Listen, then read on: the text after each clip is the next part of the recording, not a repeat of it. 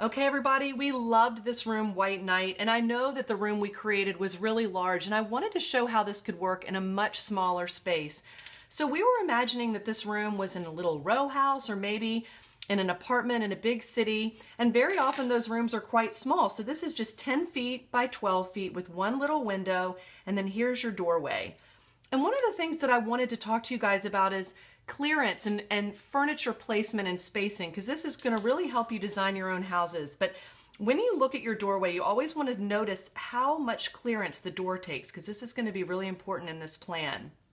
This rug in our room was really, really big, but it came in a variety of sizes, so we just cut it down to an 8 by 10. So as you can see, this is a little 1/2-inch ruler, so it's 10 feet by 8 feet, so 5 inches by 4 inches. And then so often people worry about putting a bed in front of a window, but this was the really logical place to place this bed because you wanted to have enough room for storage in a really small space like this. Storage is a premium, so don't worry about having your bed cover a window like this. I'll show you how to cheat that out.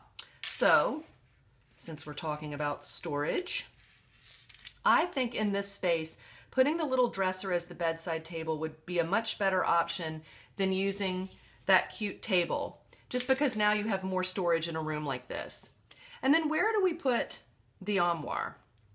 I really wanted a space to have a chair in this room, and so I think if we put the armoire right here, right in the center of the room, we now can put this cute little chair that's going to give that much needed hit of wood right here in the corner, and that's going to be a great place for you to sit and read a book. So here's that cute floor lamp that we can place right here, which is going to give you some height on that side. And then to balance the height on that side, let's put the floor mirror right here. And this is that beautiful antiqued mirror, so it's going to look great with the wood on the chair. So that's creating a really beautiful elevation on that wall. We've started with the lighting in that corner. Let's balance the lighting in the room.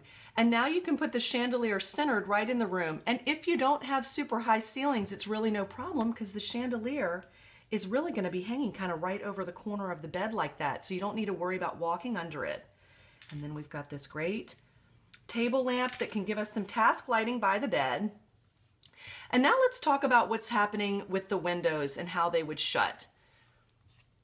You can just tear off these curtains, and I'll show you how this works, but we've talked about it before on the website. Let's cheat these curtain panels over like this. Now you can shut the window easily and give yourself some privacy because you're not trying to drag it over this side, but it's also going to free up this wall and allow you to put both of these pieces of art right here as a pairing, kind of close together. If the room were a little bit wider or a little bit narrower, you could scoot this like this and put another piece of art here. They don't have to go right together, but in this situation, I really like keeping them as a pair. So now you can see you've got clearance for the door to open, you've got a way to shut your window, you've got loads of storage so you can tell that it's all going to work, and now it's the fun part, styling it out. So there's that great tray that we love for breakfast in bed. Who makes breakfast in bed? I only get it on my birthday.